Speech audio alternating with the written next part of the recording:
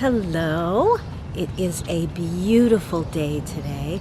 It's about 75 degrees. There's a slight breeze. The air is crisp and clean, and it's a perfect day to spend with a California native. Garden.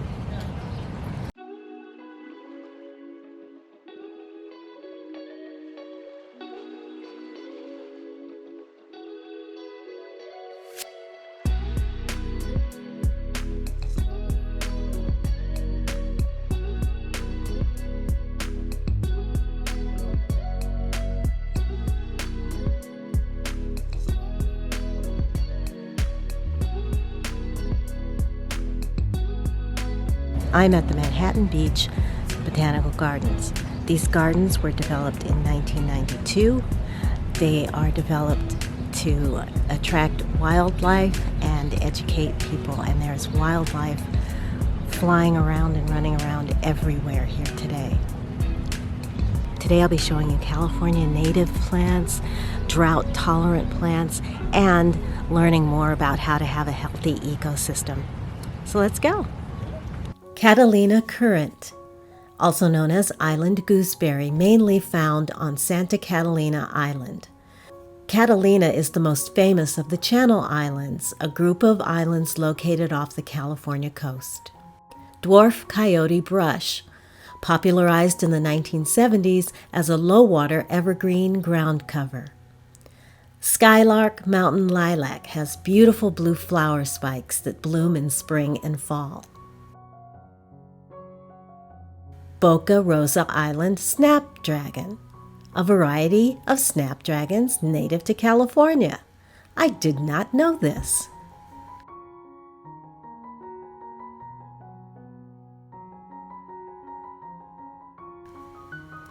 Five spot, white flowers with purple lines. Margarita bop. Bop stands for bottom of the porch, where it was discovered at a nursery in Santa Margarita, California. Its flowers are sky blue, violet, or deep purple. California coastal poppy. When we get a good rain in the winter, these super bloom in the spring, and you can see them everywhere, all over the hillsides.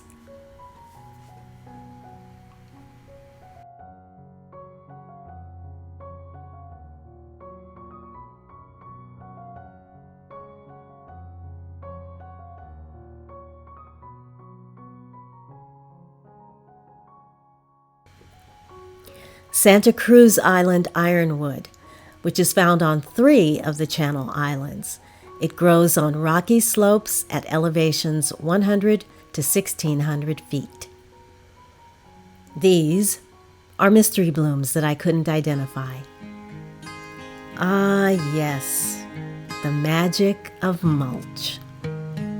The Cape Sebastian seaside daisy. It grows 1 to 2 feet high, so this is perfect for small gardens. Looks like lavender. Blue-eyed grass, blue-violet flowers, grows 6 inches to 12 inches. Yarrow. There are many varieties of yarrow all over, and again, you see them everywhere. Yerba mansa, also known as lizard's tail, has tiny white flowers that bloom in the spring, and its foliage turns bright red in the fall.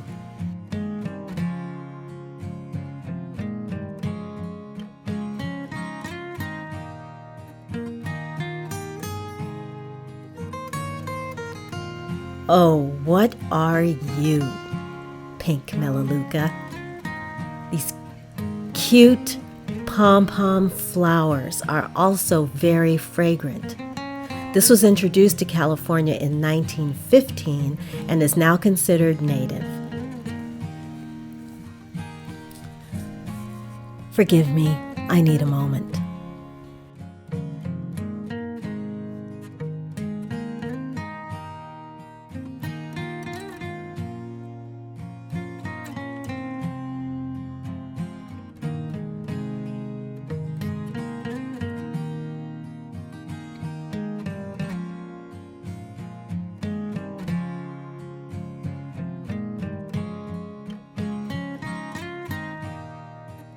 Purple sage, found all over, even in my own yard. Flowers are purple, spiky clusters, and it has very fragrant leaves. Santa Cruz Island buckwheat. I love this plant. This is another Channel Island native. Its blooms start pink, fade to creamy white, and eventually turn brown.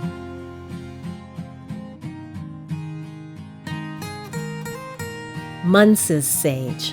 This is native to Baja, rare, and grows at elevations 500 to 3,000 feet. That's lemonade berry on the left, and not sure what's on the right.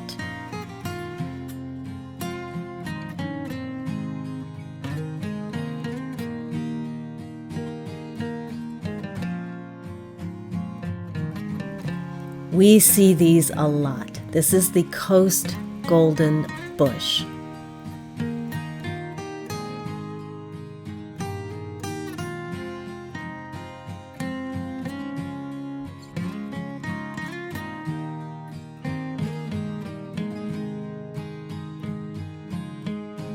And this is a 3-year-old California native named Savannah, who is having too much fun that day.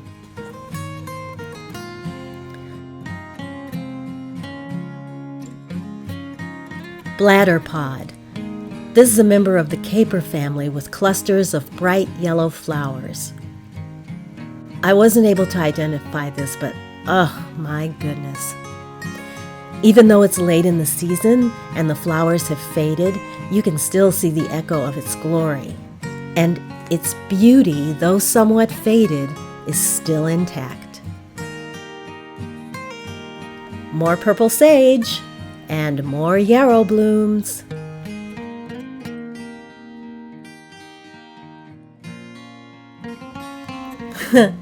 Forest bathing. Yeah, you'll have to check out my video about that if you're curious.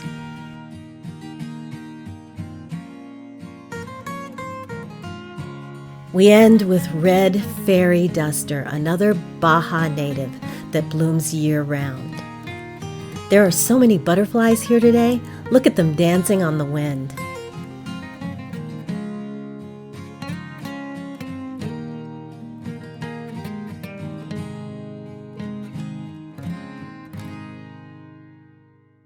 I have a big shot of wellness for you today because nothing soothes the soul and calms the spirit better than just spending some time, quiet time, in nature. You've seen me talk about forest bathing before, but this is something that you can do in your own neighborhood. Just don't do it next to an aquatic center.